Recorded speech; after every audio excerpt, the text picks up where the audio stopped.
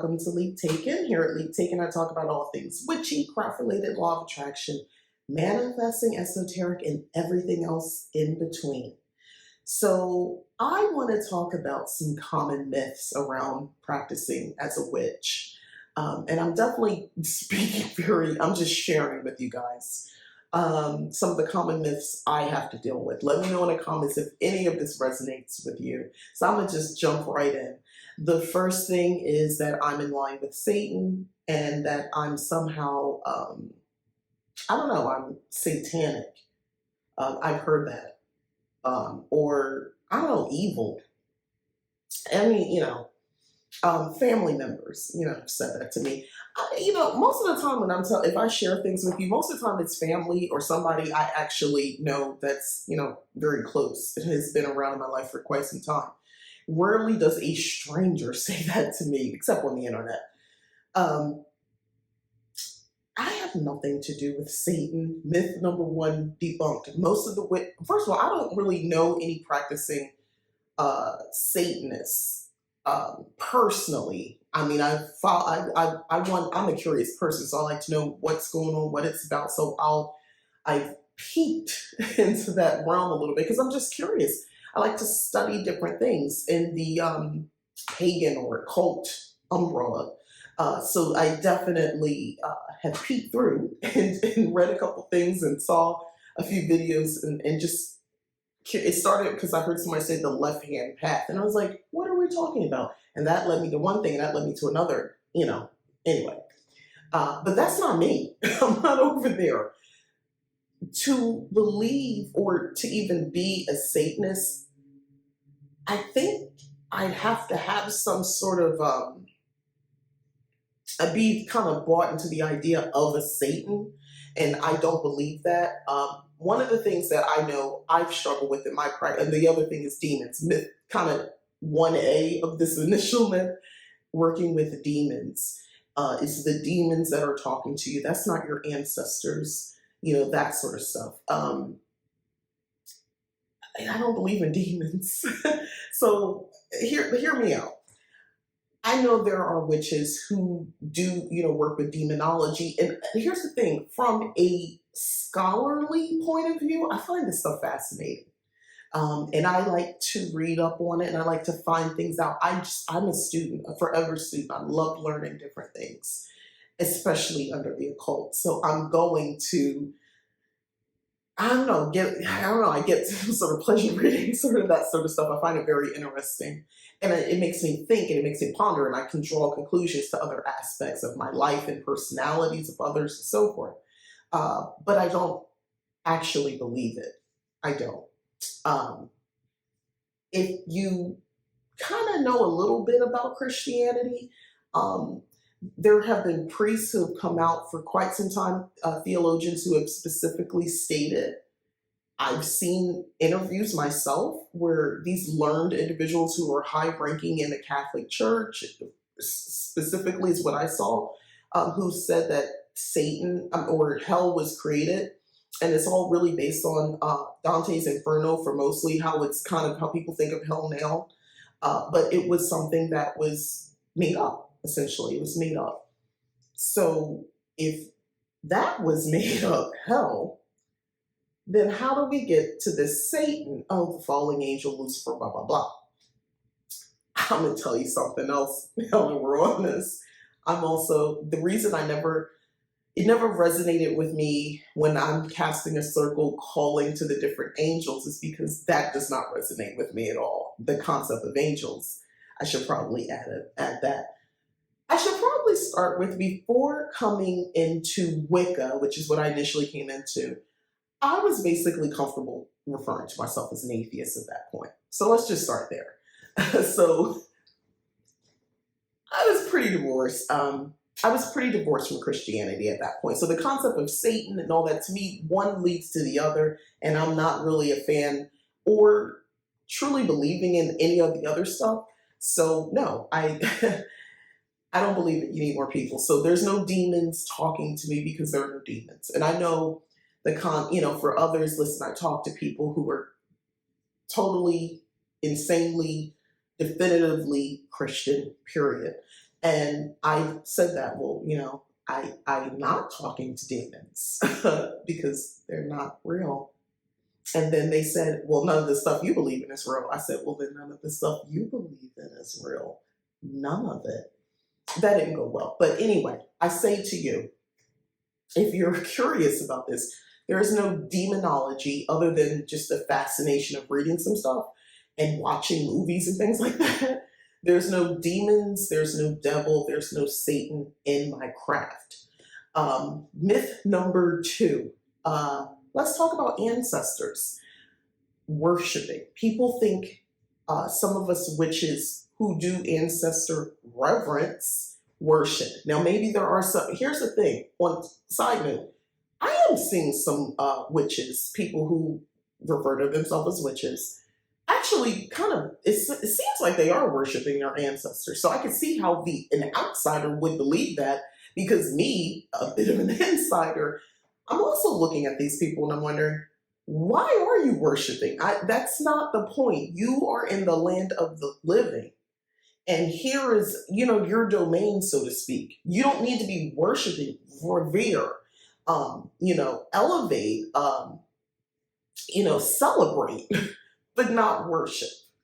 That's not necessary. And I don't believe that's required or even really asked. I think people are taking their own perceptions. But that's your business. How you want to handle it, it's your business. But cut yourself. I would say if you're getting exhausted, because I think what that leads to, by the way, is getting exhausted, and then you just kind of just walk away from the whole thing, and that's when you start neglecting your ancestor altars, and you're not doing offerings like you used to, because it's exhausting to keep that up. And there are some people who kind of go to the extreme, and they really believe every little decision, everything they have to do, they have to go to the altar, they have to talk to their ancestors. And just in the living, if your grandparents or great grandparents or whoever you're going to, the elders, if you were going to them as an adult for every life decision, hopefully they begin to talk to you and say, you don't need to come to me for that. You can, and guess what? If you make the wrong decision, I've instilled enough in you so that you know how to bounce back, you know how to correct your mistake, and so forth. Like, that's not what life is. It's okay to seek guidance, but not for everything. And there are some people who kind of do that. So I would say this. For the most part, us witches do not worship our ancestors. Next myth, kind of on the same lines. Some witches don't work with deities. For the longest, most of my witchcraft in practice, I did not actually work with a god or a goddess for majority of it. So most witches, because I've had someone say, well, what kind of god did you go to if that's the case? And I was like, for the longest, I was like, God, I am God. Like, that was full-blown Aries, if you didn't know. Like, I am God. When I look at going to a God, I make people. Are you serious? I make people. Did you not know that? I can make them. So no, there's no God here. But many years forward, I still don't work with a God, by the way, not a specific God. It's very, the energy that I am drawn to when I work with, if you haven't noticed, is probably more of the feminine. And I realize there is balance, and that's something in my personal practice I continue to work on. But there is so much strength in feminine power.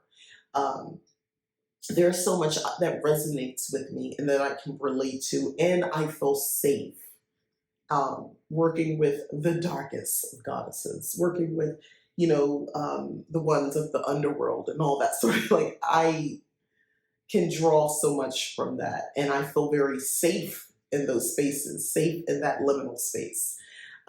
So yeah, that's my story. But no, we don't necessarily, you can be someone you can be practicing witchcraft and it's never about a religion. It's a practice. And I know another myth, someone said, well, who are you praying to? I was like, praying? I just looked up. After years of me practicing, I was like, praying? I'm not praying to? Like, who do you go to for help? Who do you get when things are bad? Who do you get down on your knees to? I was like, myself, my higher self. Um, I mean, I'll at those times, challenging times and things like that, I may go to my ancestors for sure and say, hey, how should I best move in this situation? Here's what I'm thinking. And I'm usually, honestly, in situations like that, I'm doing the work of trying to solve. Listen, I'm a fixer, sometimes to my detriment, but I'm a fixer. So for me, I'm trying to figure out how to fix this problem, whatever the issue is, whatever the hardship or issue, whatever, I'm trying to fix it. I need to know, and if I can't fix it right away, I'm trying to figure out a timeline on how long is it going to take before I can figure this out and get it done. And once I can come down to like, oh, so do I do this, or this? And then I present those options to my ancestors. But I've already done some work to try to figure out the best approach. And it's more like I'm now presenting options like, so which one is the best path to take, to get to this? And, I'm having a conversation. Like at this point, I'm doing deep meditation and I'm really trying to figure it out. I'm asking the universe to send me a sign on, am I meant to go through this? Is there an exit strategy out of this situation? That to me, I'm going to try to fix the situation. So being passive, I can't be passive. I'm very aggressive, actually, trying to solve a situation like that.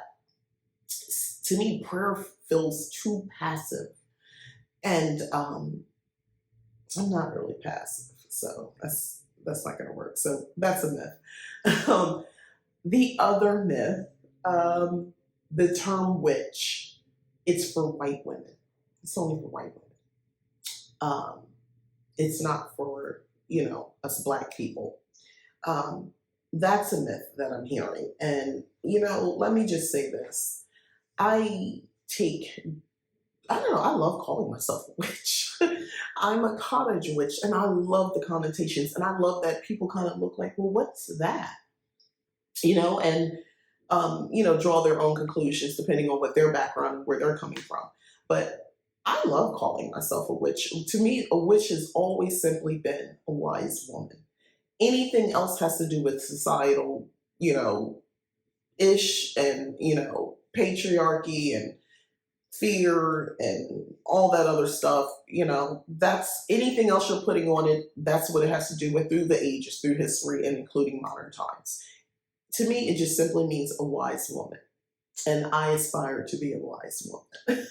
And I believe I am a wise woman. And I continue to want to keep my wisdom. So no, I love the term witch. So that is a myth. And here's the thing, it's not really an opinion type of thing. I think it's more of a, you're wrong. And I'm going to just say you're wrong. Simply put, which translates to wise woman. Simply put, right? There's other, we can work down to all these other things, but it's basically wise woman.